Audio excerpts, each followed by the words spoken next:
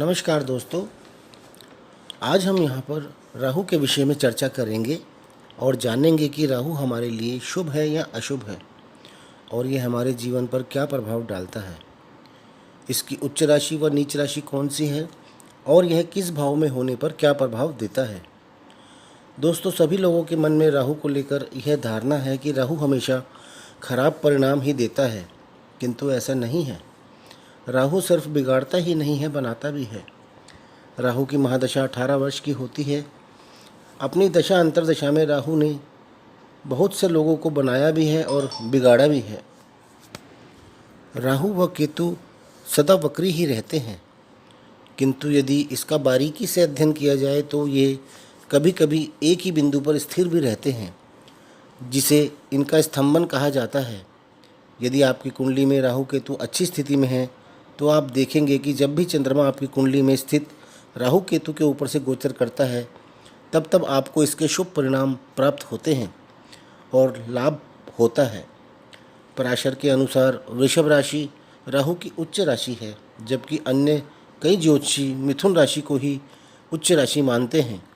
इसलिए कई लोग दोनों को ही राहु की उच्च राशि मानते हैं। इस प्रकार वृश्चिक व धनु राशि राहु की नीच राशि हो जाती है। इसी प्रकार पराशर के अनुसार मिथुन राशि राहु की मूल त्रिकोण राशि है, जबकि अन्य कई ज्योतिषी कुंभ राशि को राहु की मूल त्रिकोण राशि मानते हैं। आइए कुंडली में राहु के महत्व को जानते हैं। राहु किसी भी भाव में 18 महीने तक रहता है। यदि राहु केंद्र या त्रिकोण में हो तो अपनी दशा अंतर्दशा में राजयोग भी देता है। यदि राहु किसी ग्रह अथवा ग्रहों के साथ युति करता है तो उसे ग्रसित भी कर लेता है। किसी भी कुंडली में राहु मन की स्थिति से संबंधित होता है, जो कि किसी के उत्थान या पतन का कारण भी हो सकता है। यदि राहु सूर्य एवं शनि के साथ तृतीय भाव में हो तो अपनी दशा में साहस व सौभाग्य भी देता है। बृहस्पति की राशि में और बृहस्पति से दिष्ट राहु अच्छा माना जाता है। राहु केतु आपकी कुंडली के योगों के प्रभाव को बढ़ा सकते हैं। राजनीति के जीवन में उच्च स्तर पर पहुंचने के लिए राहु बहुत महत्वपूर्ण भूमिका निभाता है। फिल्म स्टार्स की कुंडली में राहु अहम भूमिका निभाता है, क्योंकि यह स्वांग रचने का कारक व अंधकारमय ग्रह होता है। आइए अब जानते हैं कि विभिन्न भावों में राहु के होने के क्या परिणाम होते हैं। राहु जब किसी जातक की कुंडली में प्रथम भाव में यानी लगन में होता है और यदि वहाँ पर मेष, सिंह व धनु राशि है तो जातक चरित्रहीन, स्वार्थी, अड़ियल व घमंडी भी हो सकता है। कर्क, कन्या व मकर राशि होने पर जातक के बहुत ज़्यादा शत्रु हो सकते हैं। ऐसा जातक चोर भी हो सकता है। यदि यहाँ पर वृषभ या वृश्चिक राशि है तो वह अपनी पत्नी व धन के मामलों में विश्वास पात्र नहीं होता। पहले भाव में जब राहु होता है तब जातक को राहु की दशा में अपनी पत्नी व पार्टनर के प्रति सावधानी रखनी चाहिए। जब किसी जातक की कुंडली में राहु द्वितीय भाव में होता है तब जातक की वाणी बहुत कठोर होती है। वह झूठ बोलने वाला, अस्पष्ट भाषण करता, शीघ्र उत्तेजित होने वाला होता है। यदि यहाँ पर स्थित राहु पर शुभ दृष्टि आ रही है तो ऐसा जातक राजा से धन प्राप्त भी करता है और सुखी रहता है। और यदि द्वितीय भाव में स्थित राहु पर अशुभ दृष्टि आ रही है तो जातक धोखेबाज, मन में छल कपट और उसकी नेचर गलत तरीक़ों से धन कमाने की भी होती है। तृतीय भाव का राहु बहुत ही अच्छा होता है। यह राहु की बहुत ही अच्छी स्थिति मानी जाती है। ऐसे जातक में आत्म संयम व आत्म शक्ति बहुत ज़्यादा होती है। यहाँ स्थित राहु यदि अशुभ ग्रहों से दृष्ट हो तो भाई बहनों के लिए भी शुभ नहीं होता और वह जातक से साहस व जोश में भी बहुत कमी ला देता है। शुभ ग्रहों से दृष्ट राहु आपको एक अच्छा खिलाड़ी भी बना सकता है। आपके अंदर साहस व जोश बहुत मात्रा में हो सकता है। तीसरे भाव का राहु जातक को अपनी दशा में बहुत ऊंचाइयां भी प्रदान करता है। चौथे भाव का राहु कुंडली में स्थित ग्रहों व योगों के अनुसार केंद्र के स्वामियों की स्थिति के अनुसार परिणाम देता है। यदि चतुर्थ भाव का राहु खराब स्थिति में है तो वह संतानहीनता भी दे सकता है। इसके अलावा जीवन साथी से विवाद, दुर्भाग्य व जीवन में निराशा भी दे सकता है। चतुर्थेश के साथ स्थित होने पर इसके प्रभाव शुभ नहीं होते।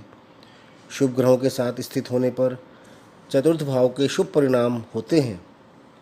पंचम भाव में स्थित राहु यदि शुभ स्थिति में नहीं है तो जातक को मिलने वाले शुभ परिणामों में अड़चनें आ जाती हैं और संतान से संबंधित परेशानियां होने लगती हैं।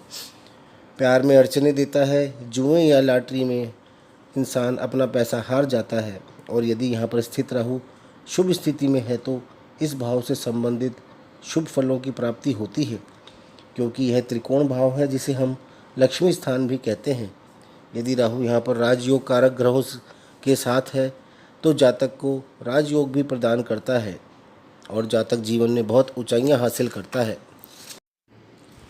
यदि राहु छठे भाव में स्थित है तो राहु के यहाँ पर अपनी दशा अंतर्दशा में बहुत ही शुभ परिणाम प्राप्त होते हैं, किंतु यह परिणाम कितने अच्छे होंगे यह इस स्थिति पर डिपेंड करता है कि वह किस राशि में स्थित है, क्योंकि छठे भाव में राहु के परिणाम शुभ माने जाते हैं। छठे भाव में यदि राहु षष्ठेश के यानी कि छठे भाव के स्वामी के साथ बैठा है तो यह अशुभ होता है। यह दुर्घटना का कारण भी बन सकता है। पॉलिटिशियंस के लिए छठे भाव का राहु बहुत शुभ माना जाता है। जब किसी जातक की कुंडली में राहु सातवें भाव में स्थित होता है तो यह राहु की शुभ स्थिति नहीं मानी जाती, क्योंकि सातवां भाव विवाह का भाव होता है, साथ ही यह मारक भाव भी होता है।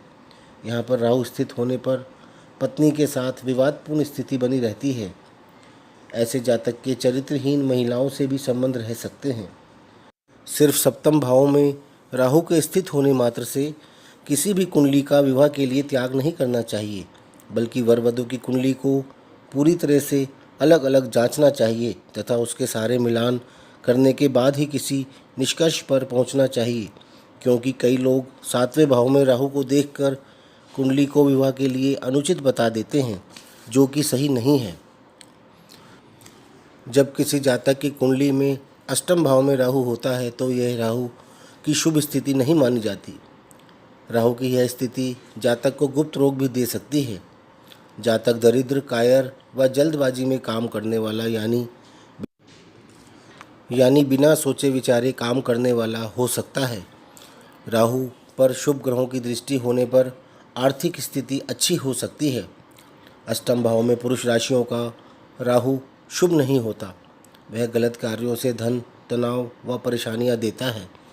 स्त्री राशियों में स्थित राहु सहनशील व घर को जोड़ कर रखने वाली पत्नी देता है। जब राहु नवम भाव में होता है और यह शुभ स्थिति में होता है तो जातक एक होनहार स्टूडेंट, प्रभावशाली वक्ता, भक्ति भाव वाला, मानवतापूर्ण कार्य करने वाला तथा धर्म में बहुत आस्था रखने वाला होता है।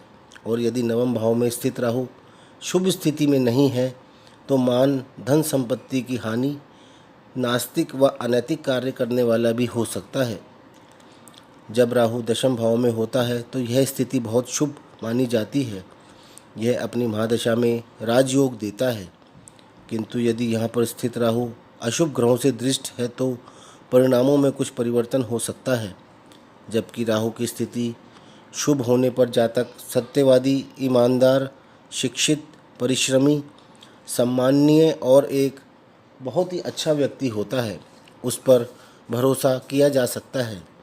यदि यहाँ पर स्थित राहु कमज़ोर व पीड़ित अवस्था में है तो जातक बेईमान, बहुत ज़्यादा बातूनी, खर्चीला, घमंडी व अहंकारी भी हो सकता है। राहु जब 11वें भाव में होता है तब यह स्थिति भी राहु की एक बहुत ही शुभ स्थिति मानी जाती है। यहाँ पर स्थित राहु जातक को आकर्षक व दयालु भी बनाता है। वह अपने भाई बहनों में या तो सबसे बड़ा होता है या सबसे छोटा होता है। हो सकता है कि वह अपने माँ बाप की अकेली संतान हो। ऐसा जातक विदेश में निवास करने वाला भी हो सकता है। ऐसे जातक को अक्सर अपने प्रथम पुत्र से कम खुशियाँ प्राप्त होती हैं। एकादश भाव का राहु जातक को धन संपत्ति का सुख भी प्रदान करता है।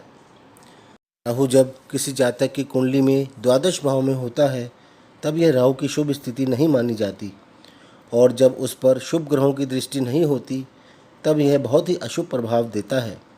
जातक हर तरफ से समस्याओं से घिरा रहता है।